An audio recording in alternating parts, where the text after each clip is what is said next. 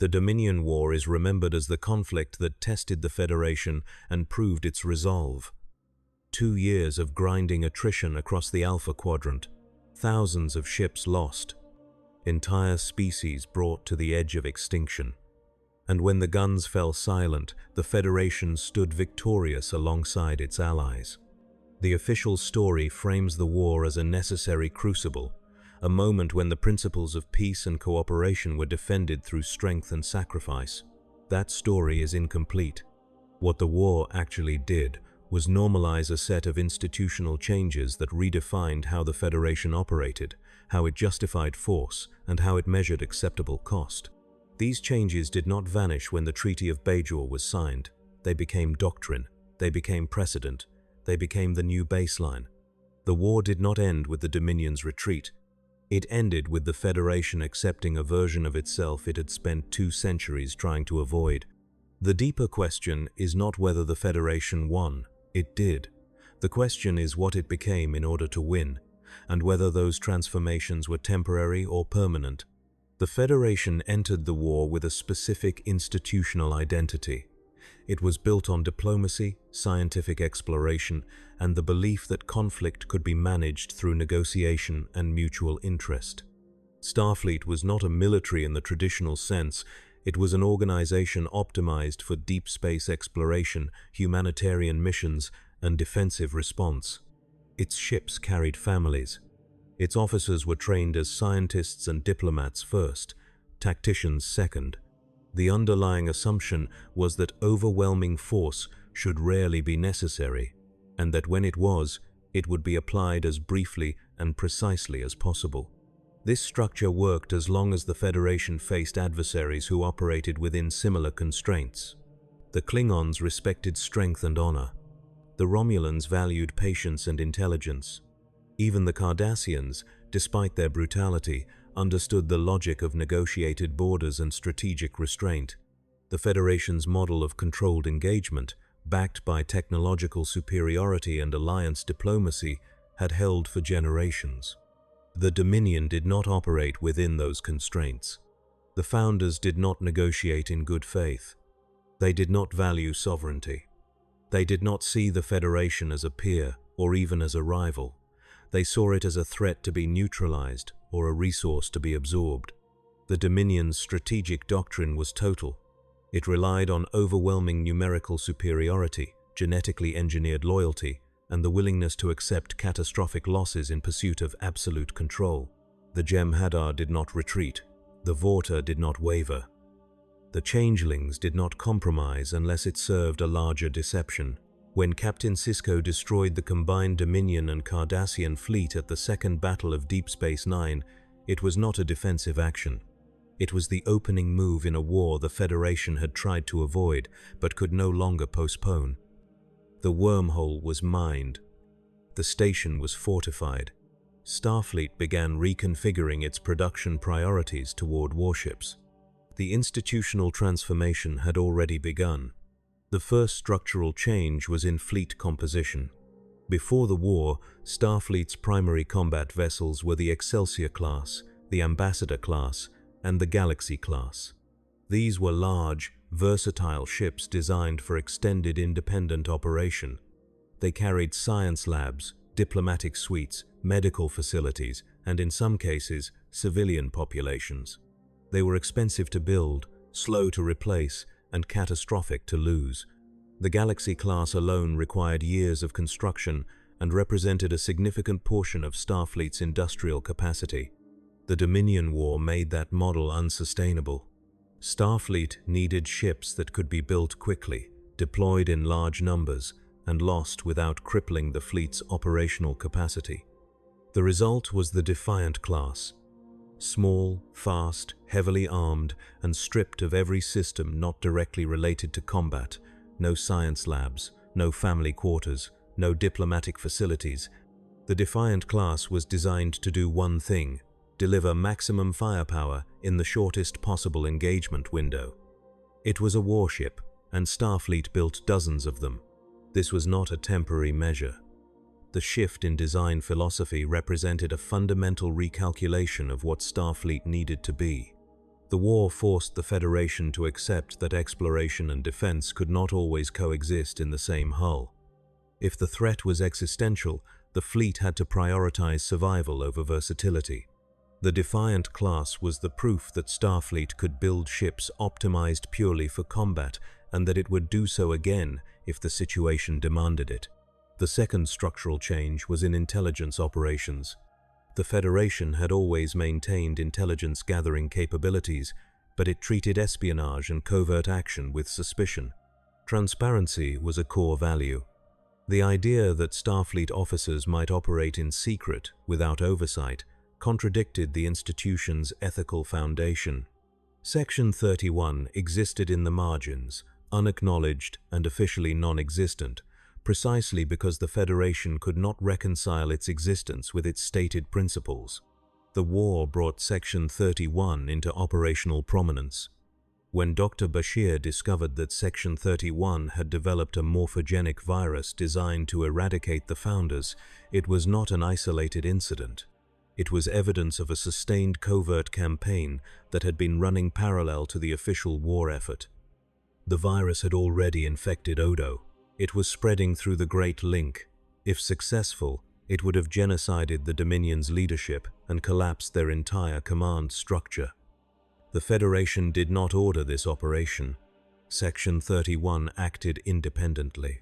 But the Federation also did not stop it until the war was nearly over, and even then, the intervention came from individuals, not from institutional policy. The simplest reading is that the Federation allowed Section 31 to operate because it needed results that official channels could not deliver. The virus was morally indefensible by Federation standards, but it was strategically effective. It gave the Federation leverage in negotiations. It forced the Founders to consider terms they would have otherwise rejected. The war normalized the idea that some threats required methods the Federation could not publicly endorse, and that plausible deniability was an acceptable compromise. This created a precedent. After the war, Section 31 did not disappear. It continued to operate, and its existence became an open secret within Starfleet. Officers like Captain Archer and Admiral Ross knew about it. Some cooperated with it. The institution that had spent 2 centuries insisting on transparency and accountability quietly accepted that covert operations were now part of its strategic toolkit. The third structural change was in alliance doctrine. The Federation had always valued coalition building, but its alliances were built on shared principles and mutual respect. The Khitomer Accords with the Klingon Empire took decades to establish and were grounded in a recognition of common interest and cultural understanding. The Federation did not ally with regimes it considered morally compromised. The war forced the Federation to abandon that constraint. When the Romulans entered the war, it was not because they shared the Federation's values. It was because they feared the Dominion more than they distrusted the Federation. Captain Sisko and Garak engineered Romulan involvement through deception, forgery, and the assassination of a Romulan senator. Senator Vreenak was killed to sell a lie. The Tal Shiar investigated and concluded the evidence was genuine. The Romulan Star Empire declared war on the Dominion, and the balance of power in the Alpha Quadrant shifted. Sisko justified this by appealing to necessity. He recorded his confession in a personal log, acknowledged that he had crossed a line, and concluded that he could live with it. Starfleet Command did not reprimand him. The Federation did not investigate. The Romulans remained in the war, and their fleet helped turn the tide at Cardassia. The institution accepted the result and moved on. This established a new standard. The Federation would work with morally questionable allies if the alternative was defeat. It would tolerate deception, even assassination, if the outcome served the larger goal of survival. The principles that had defined Federation diplomacy for 2 centuries were subordinated to strategic pragmatism. The war taught the Federation that its values were conditional, and that conditionality became embedded in its institutional memory. The fourth structural change was in the treatment of occupied populations. The Federation had always opposed occupation and believed in the principle of self-determination. It had intervened to prevent atrocities and supported independence movements across the galaxy. The Prime Directive prohibited interference in the internal affairs of sovereign species, and even in war, the Federation sought to minimize civilian casualties and respect territorial sovereignty. The Dominion War forced the Federation to make compromises. When Beta Z fell to the Dominion, Starfleet did not immediately launch a counteroffensive.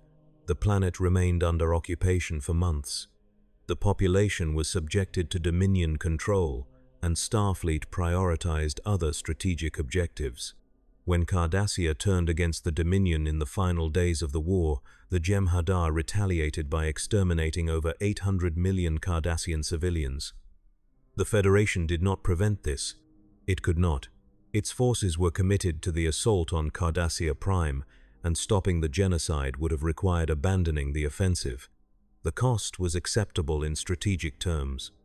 The Cardassian revolt weakened the Dominion's defensive line and allowed the Federation Klingon-Romulan fleet to break through.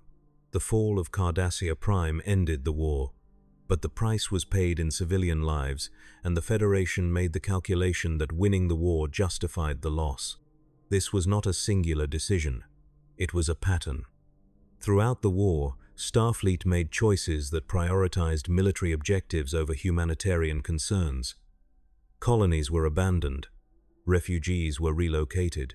Entire star systems were left to fend for themselves because Starfleet's resources were stretched too thin. The institution that had built its identity on protecting the vulnerable accepted that protection had limits, and that those limits were defined by strategic necessity. The Battle of Cardassia was the largest engagement of the war. Over 900 Federation, Klingon, and Romulan ships faced the combined Dominion and Breen fleets defending Cardassia Prime. The fighting was brutal. Ships were destroyed in waves. The Dominion's orbital defense grid inflicted heavy casualties, but the Cardassian revolt created an opening, and the Allied fleet pushed through. When the female changeling agreed to surrender, it was not because the Dominion was defeated. The Jem'Hadar was still fighting. The Breen fleet was still operational. The Dominion had reserves. But the Founders were dying. The morphogenic virus had spread too far. Odo offered to cure them in exchange for peace. The female changeling accepted, and the war ended. The Federation had won, but the victory was contingent. If Section 31 had not developed the virus, the Founders would not have been vulnerable. If Odo had not been willing to negotiate, the Founders would not have trusted the cure. If the Cardassians had not revolted, the Allied fleet would not have reached Cardassia Prime in time. The war was decided by covert operations, genetic warfare, and strategic betrayal. The Federation's principles had not carried the day. Its willingness to set those principles aside had. The Treaty of Bajor formalized the end of hostilities. The Dominion withdrew to the Gamma Quadrant. The wormhole remained open, but travel was restricted. The Cardassian Union was left in ruins, its government collapsed, its infrastructure destroyed, its population reduced by nearly half. The Federation offered humanitarian aid, but it did not occupy Cardassia or attempt to rebuild its government. The institution that had once intervened to prevent suffering chose restraint, and the Cardassians were left to recover on their own. The Klingon Empire emerged from the war strengthened. Its fleet had taken heavy losses, but its warrior culture had been validated.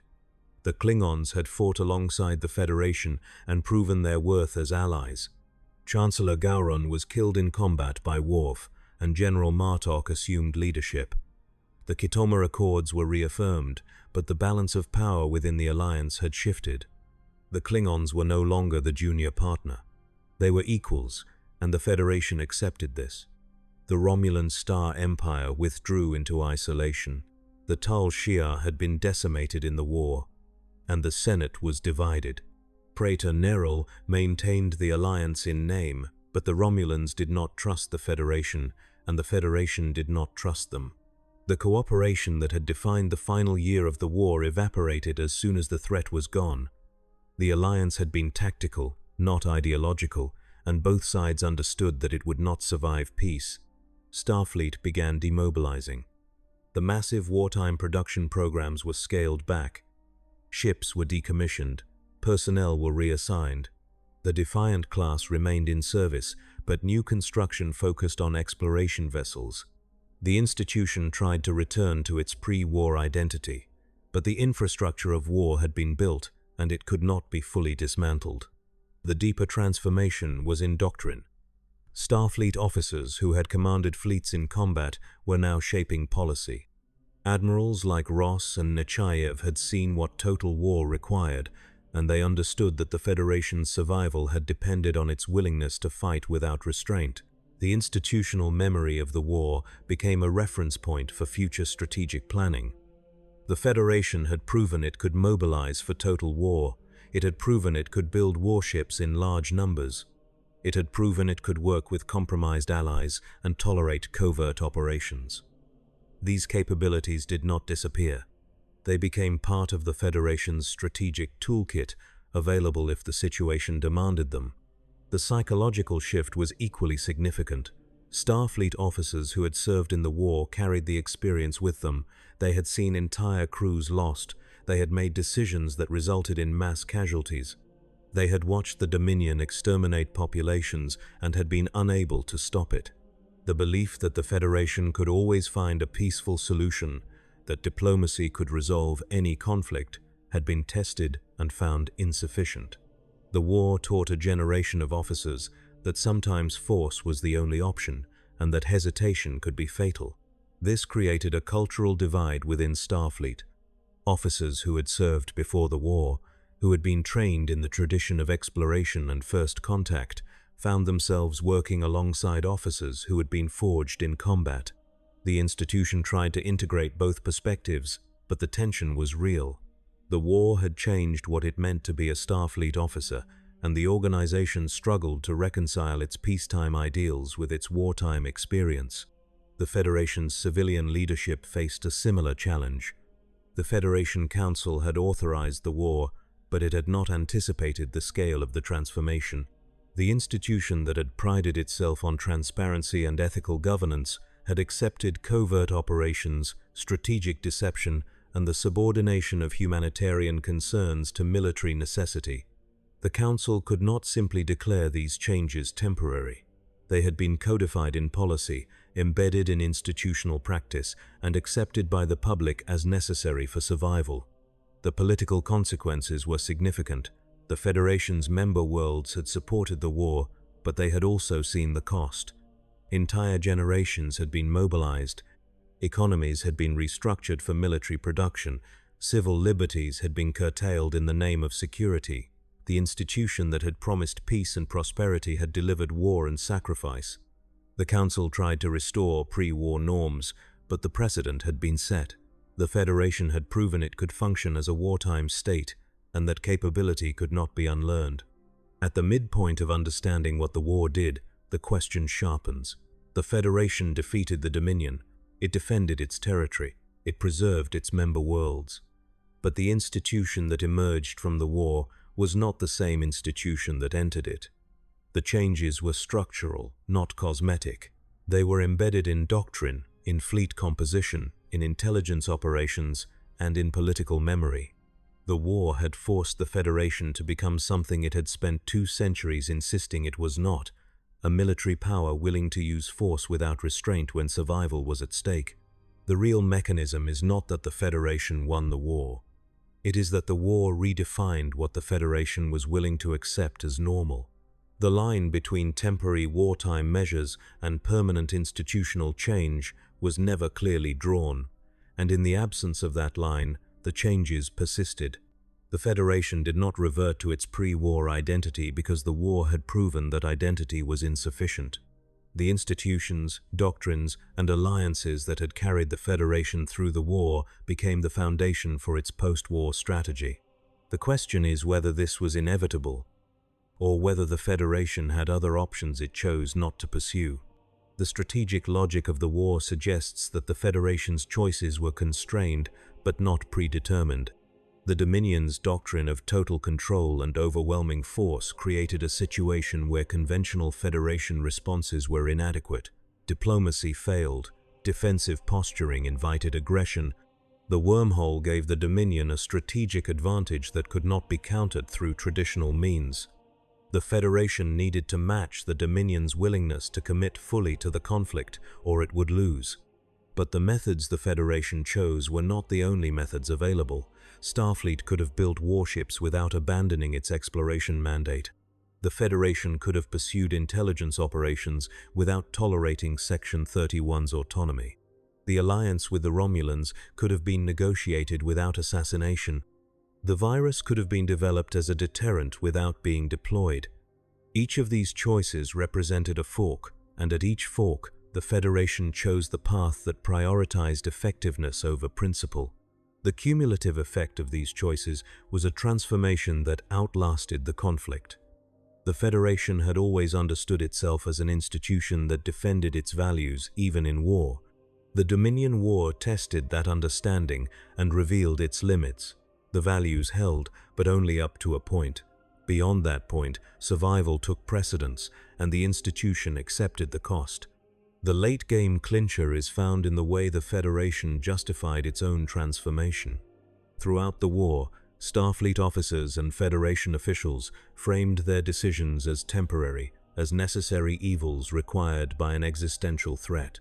Captain Sisko's justification for involving the Romulans hinged on the idea that the alternative was worse. Admiral Ross's cooperation with Section 31 was presented as a pragmatic choice in a crisis.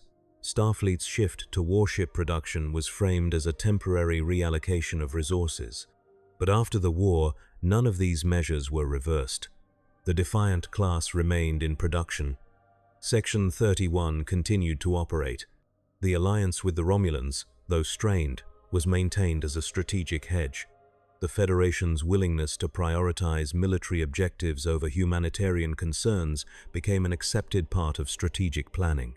The temporary measures became permanent because the Federation had internalized the lesson that survival required flexibility, and that flexibility meant accepting institutional changes it had once rejected. The mechanism is contamination through precedent. Once the Federation accepted that certain actions were justified in an existential crisis, it created a framework for justifying similar actions in future crises. The threshold for what constituted an existential threat became lower. The range of acceptable responses became wider. The institution that had once resisted militarization accepted it as a necessary capability. The institution that had once insisted on transparency accepted that some operations required secrecy. The institution that had once valued principled alliances accepted that survival sometimes required working with regimes it did not trust. This did not make the Federation indistinguishable from its adversaries. It retained its core commitment to member sovereignty, individual rights, and the pursuit of knowledge. But it had become an institution that understood those commitments as conditional, not absolute. The war had taught the Federation that its values could be defended only if it was willing to compromise them when necessary. That lesson could not be unlearned. The contamination spread through the institution in predictable ways. Officers who had commanded wartime fleets rose to positions of authority. Admirals who had made hard choices in combat shaped the strategic doctrine of the post-war fleet. The generation that had fought the Dominion became the generation that defined what Starfleet would be in the decades that followed. Their experience, their decisions, and their understanding of what was necessary became the baseline for future planning. The political contamination was equally significant.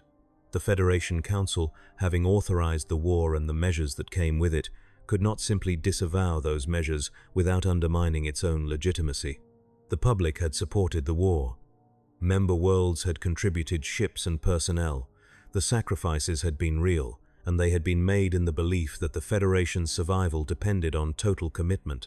To declare that the war had been fought in ways inconsistent with Federation values would have required admitting that the sacrifices had been compromised, and the Council could not do that without fracturing the political consensus that held the Federation together.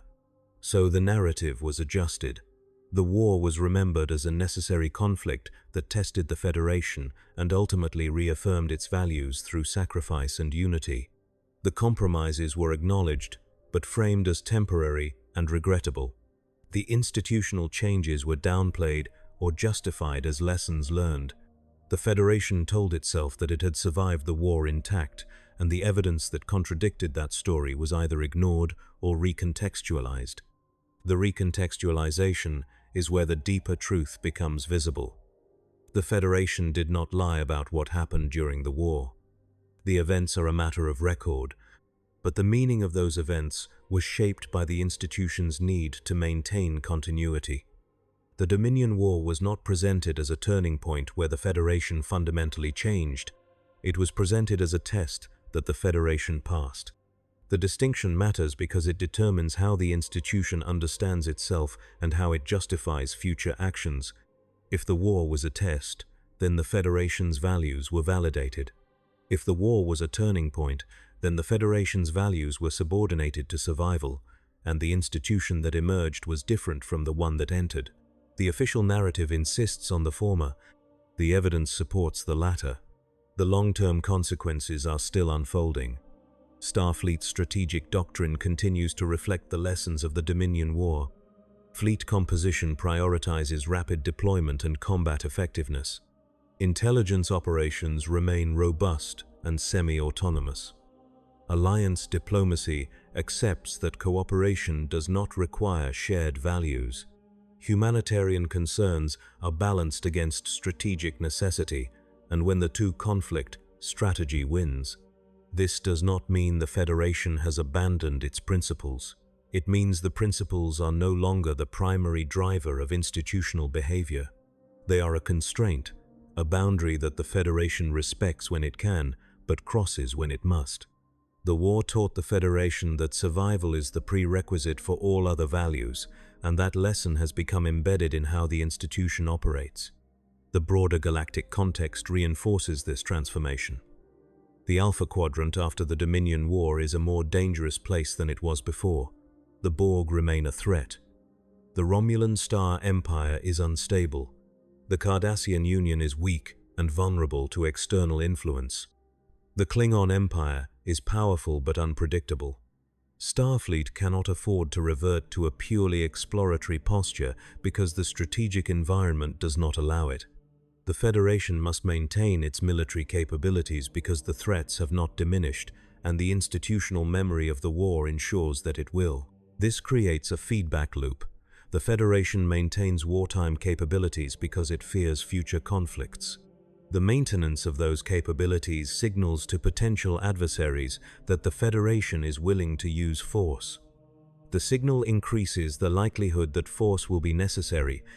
The cycle reinforces itself, and the Federation becomes progressively more militarized, not because it wants to, but because it cannot afford not to. The psychological toll on the institution is harder to measure but equally real. The Federation's identity has always been aspirational. It represented the idea that intelligent species could cooperate, that conflict could be managed through reason, and that exploration and knowledge were more valuable than conquest and control. The Dominion War damaged that aspiration by proving it insufficient. The Federation survived, but it survived by becoming something closer to the powers it had defined itself against.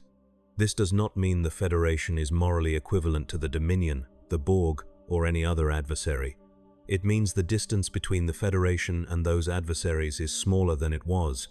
The line that separates a defensive alliance from a military bloc, a covert operation from state-sponsored terrorism, a strategic compromise from moral capitulation, is thinner than the Federation once believed. The war revealed that the line could be crossed, and once crossed, it could not be uncrossed without cost. The cost is credibility. The Federation's moral authority in the galaxy depended on its willingness to uphold its principles, even when doing so was disadvantageous. The Dominion War forced the Federation to abandon that standard repeatedly, and each abandonment weakened its claim to represent a higher ethical framework. The institution still presents itself as a force for peace and cooperation, but that presentation is now understood by other powers as contingent. The Federation will act in accordance with its values when it can, but when survival is at stake, it will act like any other power. This reframing has strategic implications. The Federation's ability to build alliances, to mediate conflicts, and to serve as a neutral arbiter depends on other powers believing that the Federation is different. The war demonstrated that the Federation is not fundamentally different. It is simply more restrained under normal circumstances. When the circumstances change, the restraint disappears. This revelation does not make the Federation less powerful, but it makes it less trusted. And in a galaxy where alliances are critical, trust is a strategic asset. The deeper irony is that the Federation's transformation may have been necessary to prevent a worse outcome, but it also guaranteed that the Federation could never return to what it was. The institution that entered the war believed it could defend its values without compromising them. The institution that emerged from the war knew that belief was false. That knowledge could not be forgotten, and it shaped every decision the Federation made afterward. The Dominion War was not a closed chapter. It was the beginning of a new era, one in which the Federation understands itself as a power that can and will use force when necessary. The war normalized a set of institutional behaviors that had been unthinkable a generation earlier, and those behaviors became the foundation for the Federation's strategic doctrine. The official story insists that the Federation survived the war intact. The evidence suggests that the Federation survived by becoming something it had spent 2 centuries insisting it would never be. The question is not whether the transformation was justified. The question is whether the Federation can recognize what it has become and whether it can prevent that transformation from progressing further. The war taught the Federation that survival requires compromise. The post-war era will determine whether the compromises remain limited or whether they become the new standard. The line is still being drawn, and the Federation is still deciding where it falls. What really happened during the Dominion War is that the Federation learned it could set aside its principles and still win. That lesson will shape the Alpha Quadrant for generations to come.